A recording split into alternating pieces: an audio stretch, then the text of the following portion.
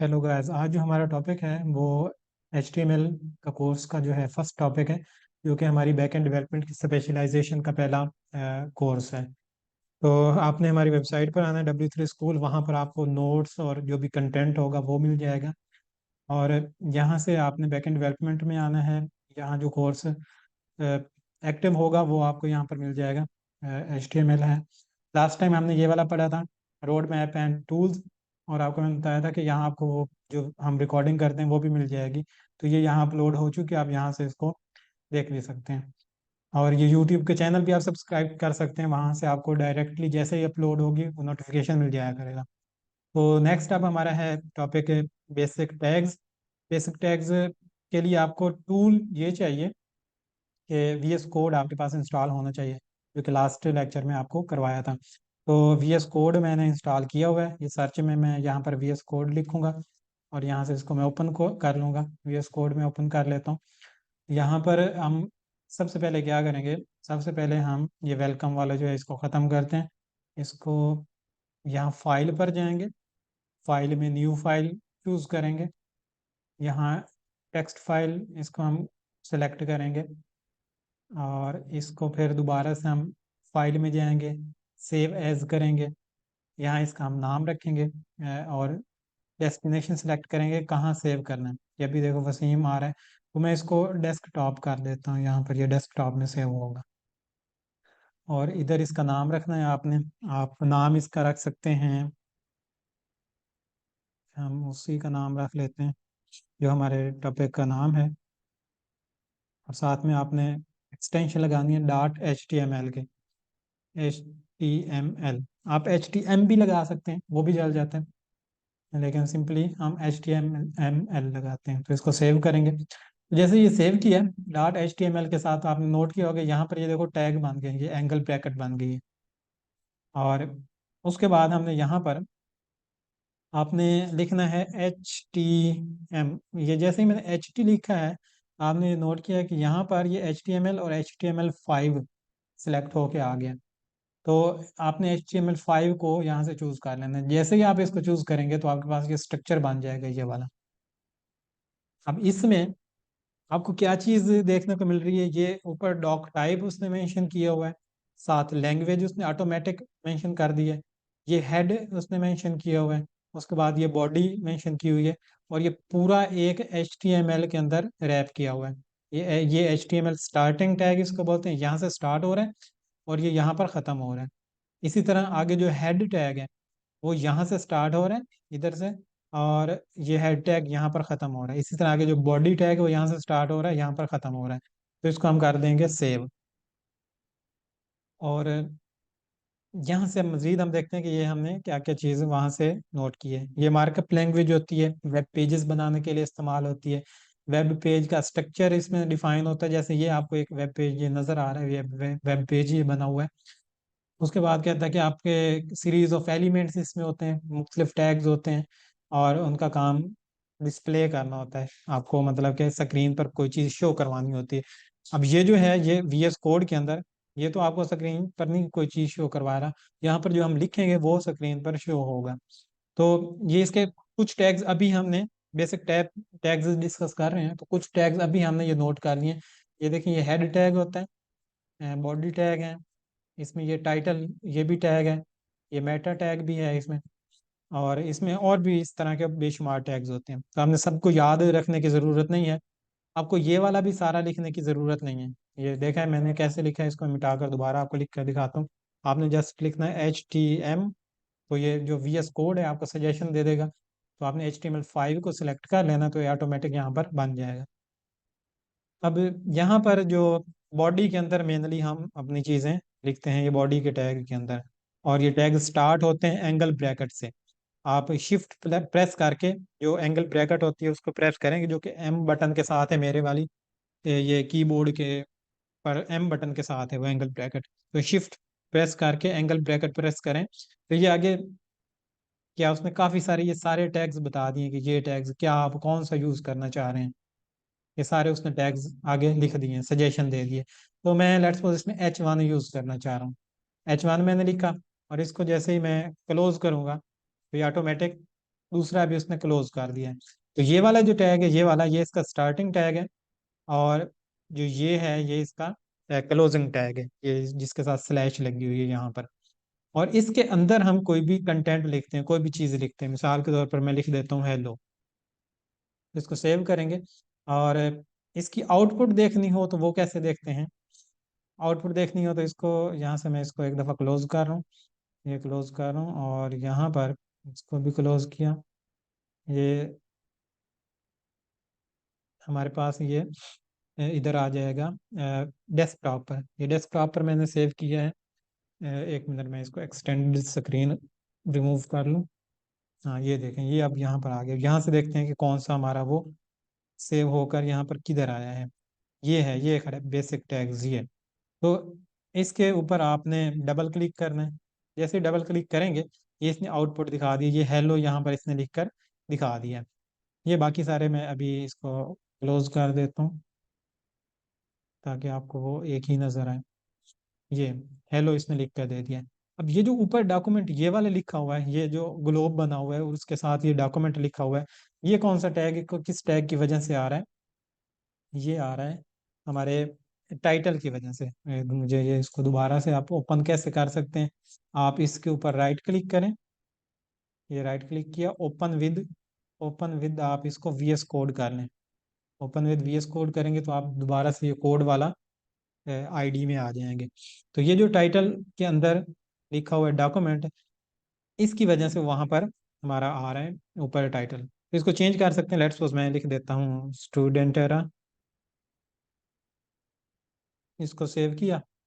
Save करने के बाद आप दोबारा पेज पर आएंगे और इसको रिफ्रेश करना पड़ेगा। यहाँ पर इसको रिफ्रेश करेंगे तो ये देखें, ये ऊपर वाला कैसे चेंज हो गया, स्टूडेंट एरा बन गया। तो ये टाइटल की वजह से यहाँ पर आ रहा है। ये जो हेलो लिखा हुआ है, ये H1 की वजह से आ रहा है। तो एच टैग इस तरह और भी काफी सारे होते हैं, 6 तक होते हैं। H1 सबसे बड़ा होता है।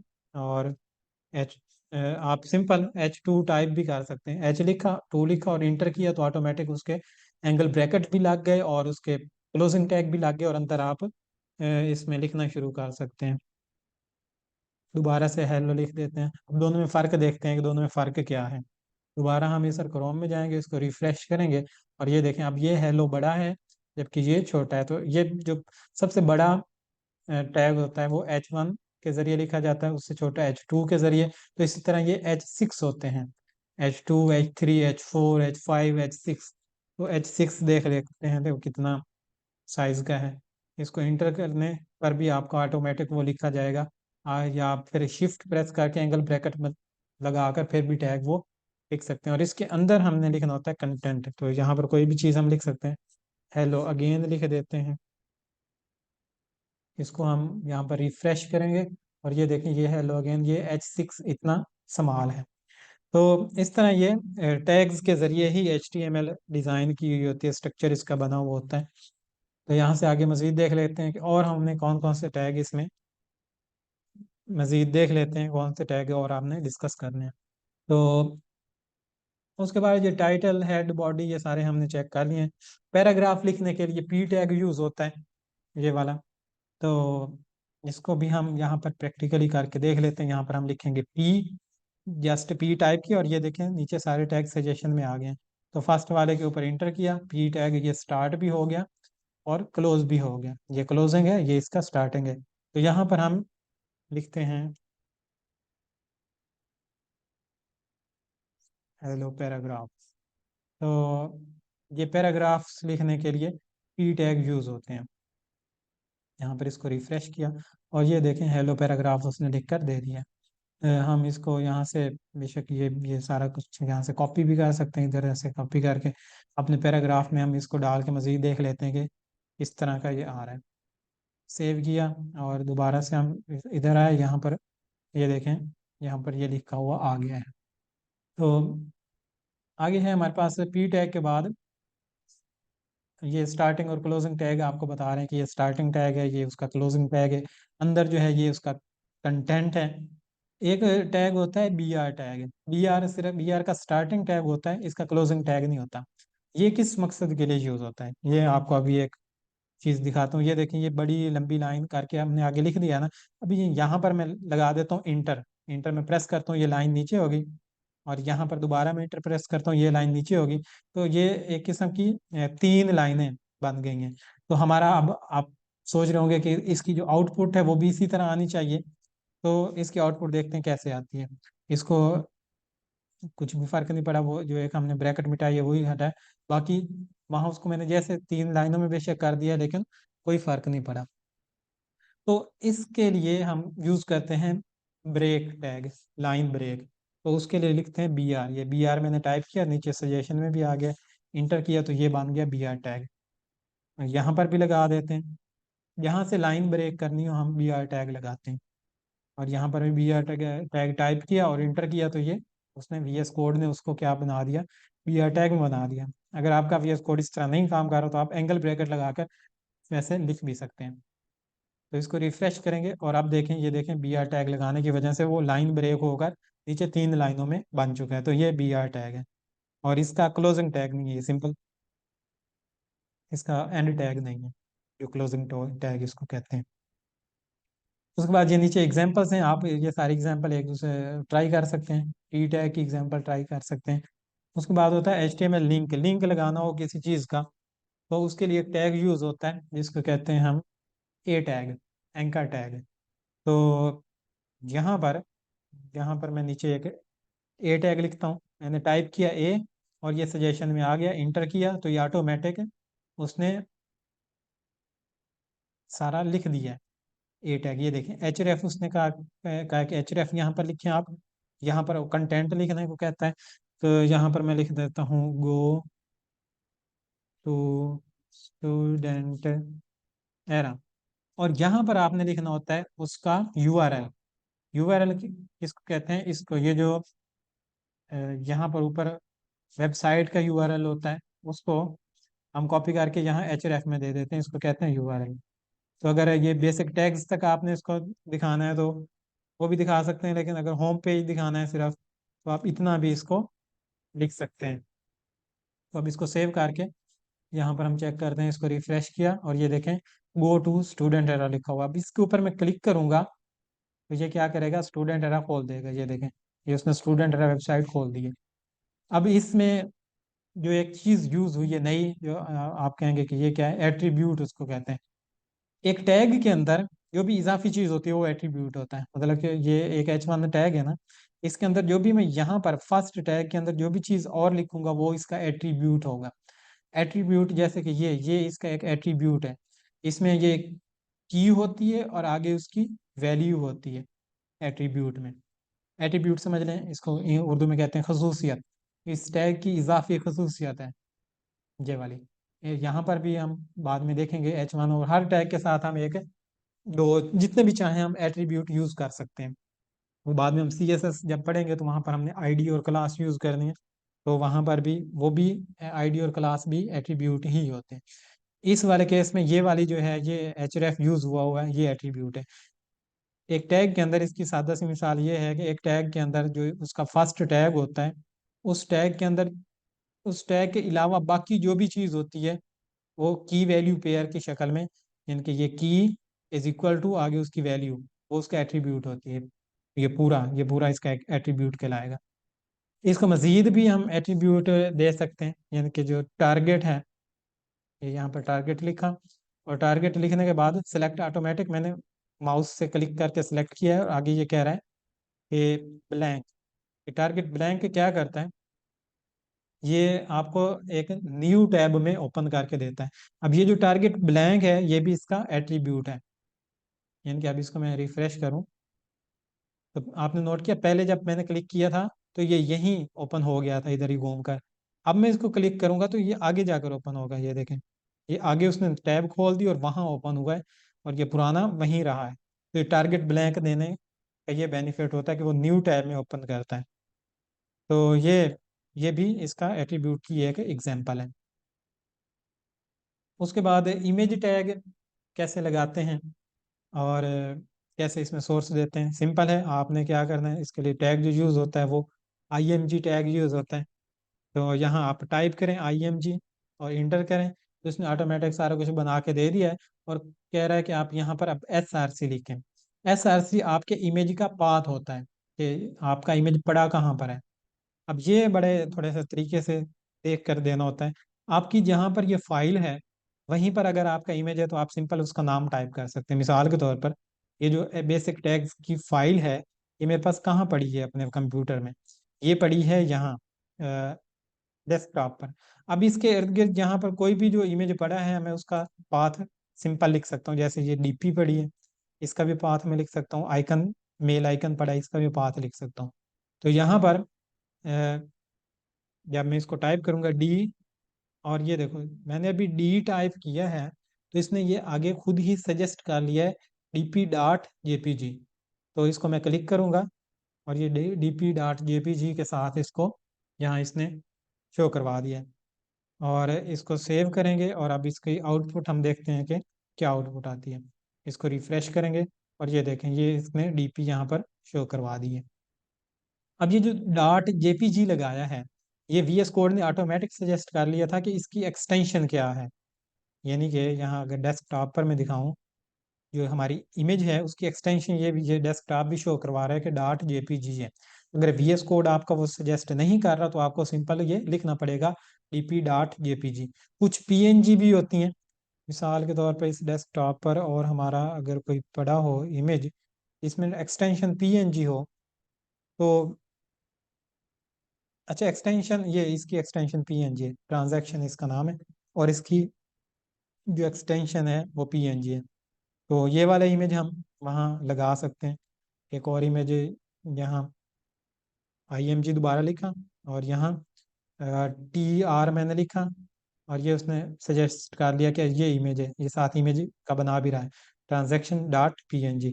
अगर आपको PNG या सजेशन नहीं कर रहा तो इसका मतलब है आपका पाथ गलत है, क्योंकि VS कोड जो भी आपका लेटेस्ट होगा वो इजीली उसको सजेस्ट कर लेता है। तो इसको मैं यहाँ पर सेव करके आउटपुट इसकी देखते हैं, रिफ्रेश करेंगे आउटपुट देखेंगे नीचे ये वाला जो है ये उसने वो पिक्चर यहाँ पर लगा दिया। अभी इसकी एक्सटेंशन PNG था। तो आप एक्सटेंशन राइट क्लिक करके उसकी मालूम भी कर सकते हैं। अगर आपके सेटिंग PC में ऐसी है, लैपटॉप में इस तरह की सेटिंग है कि एक्सटेंशन नहीं शो हो रही तो आप राइट क्लिक करें, आप इसकी प्रॉपर्टीज़ में जाएं और प्रॉपर्टीज़ में आपकी यहाँ पर एक्सटेंशन दी हुई होती है ये file type of file JPG, ये इसकी .jpg एक्सटेंशन है। तो यहाँ से भी आप इसको मालूम कर सकते हैं। अच्छा जी, उसके बाद हमारे पास है ये तो हम इमेज इस तरह लगा सकते हैं। इसमें एट्रीब्यूट भी हम दे सकते हैं हाइट और विड्थ के। मतलब ये काफ़ी बड़ा इमेज लग रहा है ना, तो यहाँ पर हम एक हाइट का एट्रीब्यूट भी दे सकते हैं। यहाँ पर हाइट HE मैंने लिखा और खुद उसने सजेस्ट कर लिया कि हाइट देना चाहते हैं। जैसे मैंने इंटर किया आगे वो जो कोट हैं वो भी लग गए और यहाँ पर मैंने हाइट लिख दी लेट्स सपोज 200 पिक्सल। हाँ इसको मैं अब सेव करके देखता हूँ कि क्या आता है। रिफ्रेश किया और ये देखें ये बहुत छोटा इमेज हो गया 200 पिक्सल। और उसने विड्थ हाइट के मुताबिक ऑटोमेटिक उसको पिक कर ली है। आपने भी जब भी हाइट और विड्थ देनी हो तो आमतौर पर एक चीज़ दी जाती है ताकि दूसरी उसके हिसाब से एडजस्ट हो जाए। अगर ऐसा ना करें तो फिर वो इमेज फट जाता है। मतलब कि हाइट 200 पिक्सल है और विड्थ भी मैं दे दूँ लेट्स सपोज एक ऐसी रेशियो दे देता हूँ जिससे वो पिक्चर ख़राब होनी हो, 800 दे देता हूँ। तो अभी देखें इसके पिक्चर बहुत ही ख़राब किस्म की आ जाएगी। ये देखें इस तरह की वो पिक्चर बन गई। तो उसने खींच कर हाइट विड्थ दे तो दी है लेकिन वो पिक्चर हमारी ख़राब हो गई है। तो इस तरह एक चीज़ दी जाती है ताकि वो दूसरी को ऑटोमेटिक पिक कर ले, एडजस्ट कर ले उसके मुताबिक। अच्छा एक चीज़ होती है यहाँ पर आल्ट टैग। अब एट्रीब्यूट का आपको बताया था तो इसमें ये वाला भी एट्रीब्यूट है, ये सोर्स, ये SRC उसकी की है, आगे उसकी वैल्यू है। ये आल्ट ये भी एट्रीब्यूट है, ये हाइट भी एट्रीब्यूट है। तो एक टैग के अंदर जो भी उसके जो फर्स्ट टैग होता है उसके अंदर जो भी टैग के अलावा इजाफी चीज़ें होती हैं वो एट्रीब्यूट होती हैं। और इस इमेज का देखें क्लोजिंग टैग भी नहीं है। इस तरह BR टैग वो खाली मतलब उसका क्लोजिंग टैग नहीं था, एंड टैग नहीं था, तो इसका भी एंड टैग नहीं है। आल्ट क्या होता है? आल्ट वो होता है कि जब आपका इमेज किसी वजह से शो नहीं हो रहा होता, नेट ना होने की वजह से या उसका पाथ गलत होने की वजह से या डाउनलोड ना होने की वजह से, जब कोई इमेज शो नहीं हो रहा होता तब ये इसका पाथ शो होता है। यहाँ पर मैं लिख देता हूँ वसीम। अब चेक करते हैं कि ये वहां पर आता है या नहीं आता, तो ये नहीं आएगा। ये देखें, ये क्योंकि अब इमेज शो हो रहा है, इमेज शो हो रहा हो तो वो जो ऑल्ट टैग है वो नहीं आता। लेकिन अगर किसी वजह से इमेज शो ना हो रहा हो, मिसाल के तौर पर यहाँ पर मैं इसका पाथ गलत दे देता हूँ, ip1 में कर दिया, जो कि इसको पाथ नहीं मिलेगा, तो अब देखते हैं कि क्या आता है। अब इसको रिफ्रेश किया, रिफ्रेश करने के बाद ये देखें वसीम साथ लिख कर आ गया है और साथ ये इमेज सा बन गया है। तो अब ये जो वसीम लिखा हुआ आ रहा है ये है आल्ट टैग की वजह से। तो जब इमेज शो ना हो रहा हो तब ये आल्ट टैग शो होता है, और ये एसईओ में भी बहुत हेल्प आउट करता है। आप आल्ट टैग जितना अच्छे लिखे हुए होंगे कीवर्ड के हिसाब से, उतनी आपकी जो एसईओ है वो उतनी स्ट्रांग होगी। अच्छा जी, उसके बाद हमारे पास है नेक्स्ट टैग, और कौन से हैं? हाँ बस अभी आज के लिए इतने ही टैग डिस्कस कर लिए हैं काफ़ी। पी टैग हमने देख लिया है, br टैग देख लिया है, इमेज देख लिया है हमने, लिंक लगाना देख लिया है, कैसे लिंक लगाते हैं। बॉडी टैग है जो है, एट्रीब्यूट हमने देख लिए हैं कि कैसे एट्रीब्यूट लगाते हैं। दूसरी आपको इसमें एक और चीज़ बताई जा रही है कि नेस्टेड HTML। तो ये जितने भी एलिमेंट्स होते हैं वो एक दूसरे के अंदर नेस्टेड होते हैं, यानी कि ये पहला बॉडी टैग है, बॉडी टैग के अंदर ये देखो एच टैग है।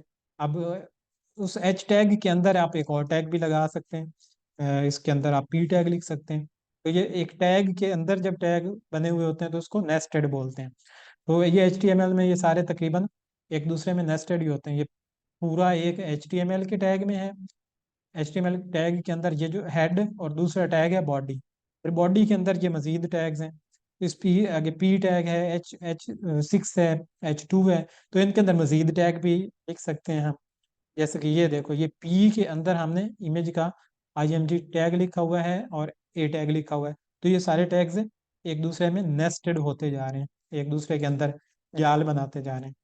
इसमें से सिबलिंग्स टैग्स भी हैं। मिसाल के तौर पर ये इस बॉडी के अंदर ये H1 और ये H2 एक दूसरे के सेम लेवल पर हैं, तो ये सिबलिंग हैं।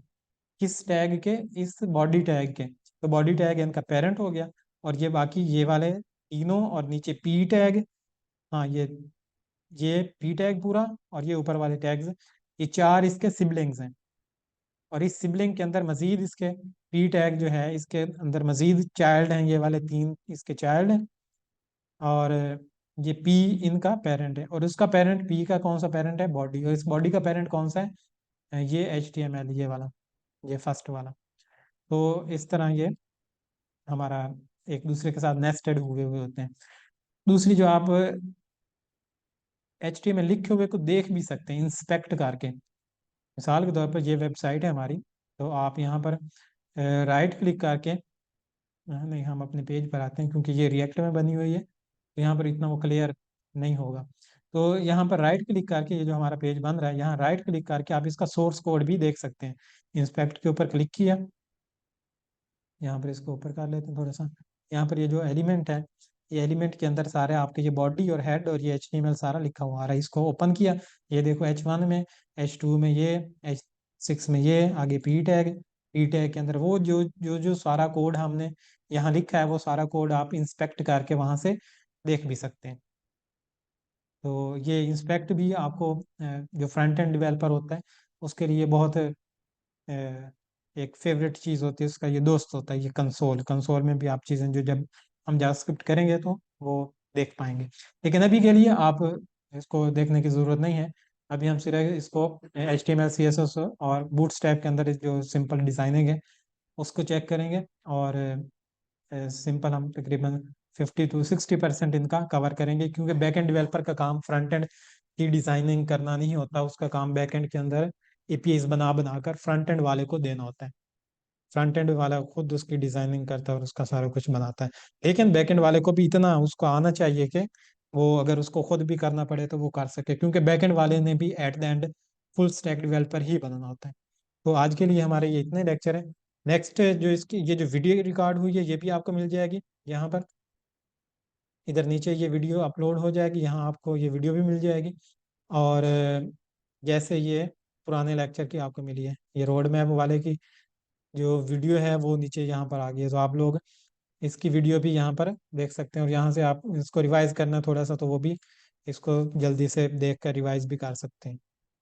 तो अभी आपका कोई क्वेश्चन है तो आप लोग कमेंट में पूछ सकते हैं, और अभी जो मीटिंग में है वो मीटिंग में भी इसको पूछ सकते हैं।